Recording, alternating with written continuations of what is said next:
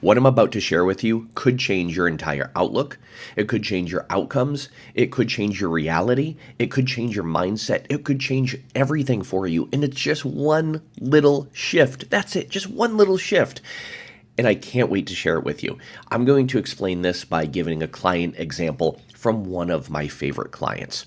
Now, you might hear me say this a lot in my videos. If you're a frequent watcher or a frequent listener of my podcast, I often talk about my favorite clients. Guess what? All of my clients are my favorite clients. I only take on people that I'm really going to enjoy working with. Now, if you're new to the conversation, welcome. I'm Dan Candell. I'm known worldwide as the Anxiety Relief Guy. And as a board-certified clinical hypnotist, it's my job to help you reprogram your subconscious mind and your nervous system so that way you can build the life you want without unnecessary stress or anxiety. That means more wins than losses, more good days than bad days, more breakthroughs than breakdowns, and life just seems easier with less resistance. Sounds nice, right? So here is a way that we can shift everything.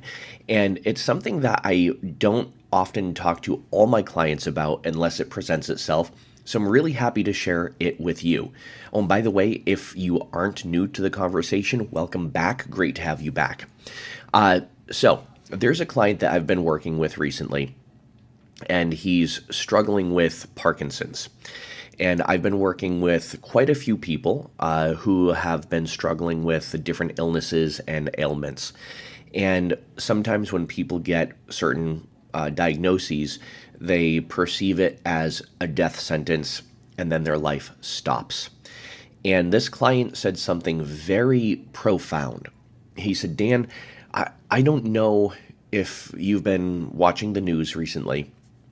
He said, but we recently lost Ozzy Osbourne, this person, and he said, all of the people that I've been seeing who have been dying, they've all had Parkinson's disease. And he said, that just makes me really nervous. It makes me really agitated.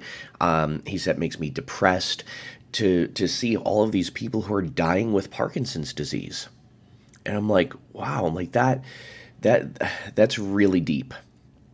And I said to him, was there anyone in your family that you saw have Parkinson's disease and they struggled? And he said, yeah. He said, my grandfather really struggled with Parkinson's disease. And I asked him, I said, well, how old were you when you were watching this struggle? And he said, oh gosh, he's like, I was probably like 13, 14, 15 years old. I said, okay, makes perfect sense. And I said, at 13, 14, 15 years old, what was your perspective? He's like, well, as soon as my grandfather got the diagnosis, it's like his life stopped. It's almost like his life ended right then and there because it was a different time. He said, we didn't have specialists, we didn't have the information or the medication we have today.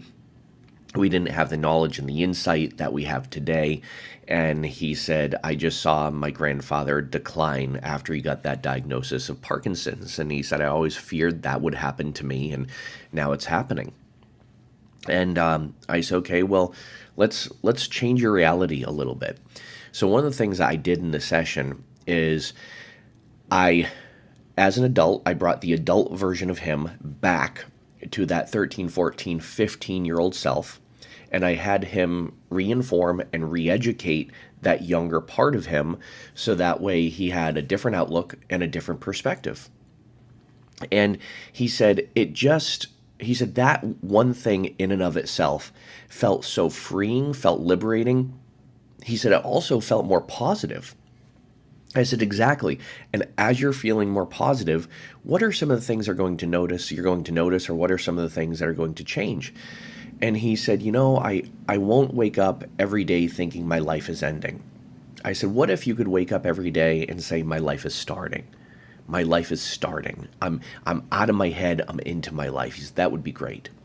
But here's the one shift that brought everything together and changed everything for him. When he said to me, Dan, I don't know if you've been watching the news, but it seems like everybody who's been dying recently has had Parkinson's. And I said, you're right. It does seem like that, doesn't it? I said, but what kind of car do you drive? And he said, I drive a black Mercedes. I said, okay, perfect. When you drove your black Mercedes off the lot, Did you look around and you're like, oh my gosh, when did everybody else buy black Mercedes? He's like, yeah, actually that did happen. I started noticing them. And I said, that's because there's this part of our brain that we have called the reticular activating system, which is part of our awareness. We are aware of 7 plus or minus 2 things at one time. So anywhere between 5 and 9 things are in our awareness at one time. And I said, it's usually something that is new to us or important to us that we put into our awareness. And I said, on a scale of 0 to 10, how important to you is having Parkinson's? And he's like, about a 9, because I'm always aware of it. And he's like, it seems to have, that awareness is pretty much taken over my life. And he said, as a consequence, I've been feeling anxious, I've been feeling depressed. I said, totally get it. Totally get it. And because of that, you're now searching for people who are dying of Parkinson's, people that Parkinson's, it's ruining their life. He said, yes. I said, okay. What if we changed your awareness to being aware of people who are living with Parkinson's? People who you would look at and they're out there living their life and you wouldn't even know they had Parkinson's. What if you really did a deep dive into how to manage it and the different either medical interventions or mindset interventions or health interventions that you could take that could really manage it on a much different level, and that could give you a sense of empowerment, give you a sense of power, give you a sense of inspiration, give you a sense of choice. And he's like, I never thought of it like that before.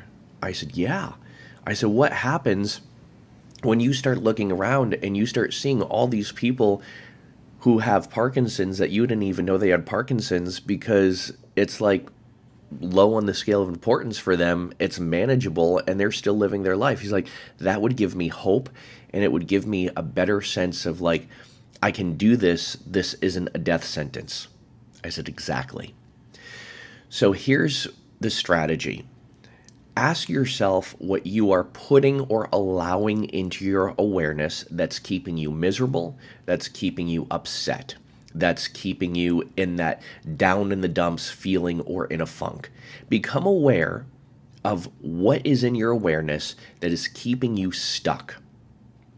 And once you become aware of what's in your awareness that's keeping you stuck, now change it.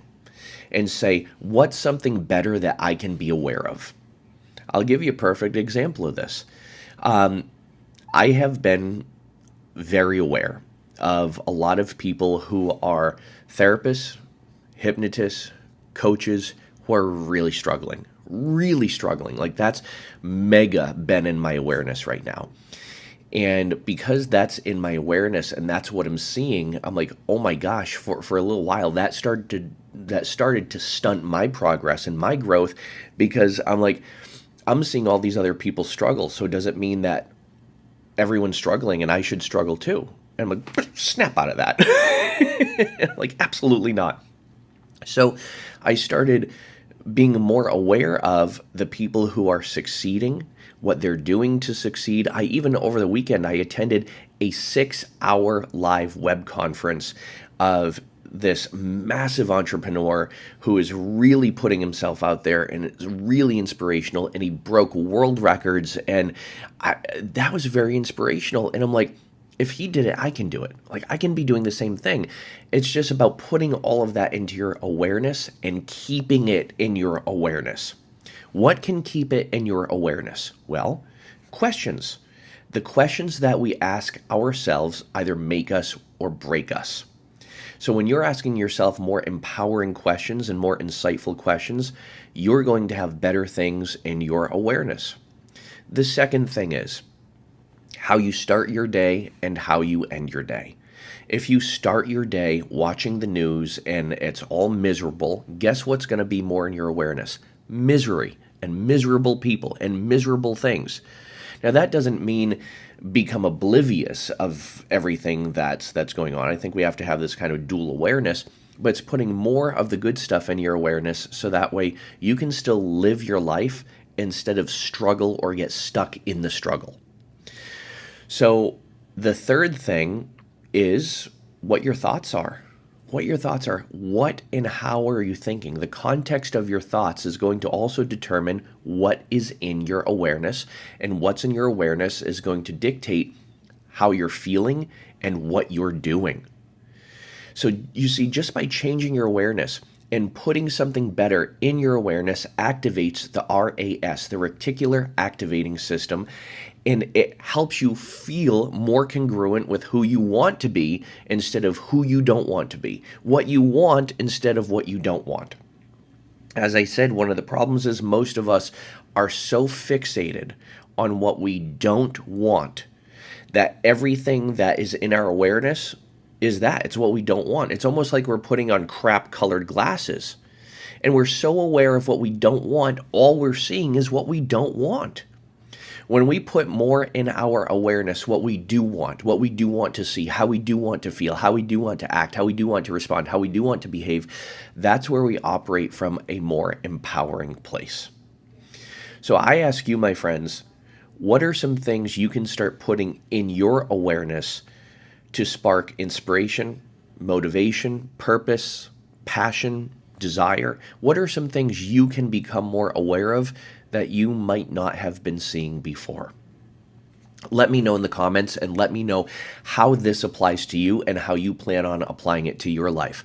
Now, if you are going through a struggle or a challenge, if you are feeling stressed out, anxious, overwhelmed, or you're feeling stuck, guess what? That's what I specialize in. All you have to do if you want to find out more about the programs of people I serve, check out the links in my descriptions. I'm going to drop some smaller programs in there, and also how you can apply for my collective to actually become one of my clients. If you want, you can also hop over to my Instagram page and DM me the word apply. And that's going to put you into a little automation sequence that's going to help get you the help that you need. As always, make sure you rate, like, comment, subscribe. It helps me help you. It helps me help more people. And as always, be well, do good, be true to who you are, and happy healing. Bye for now.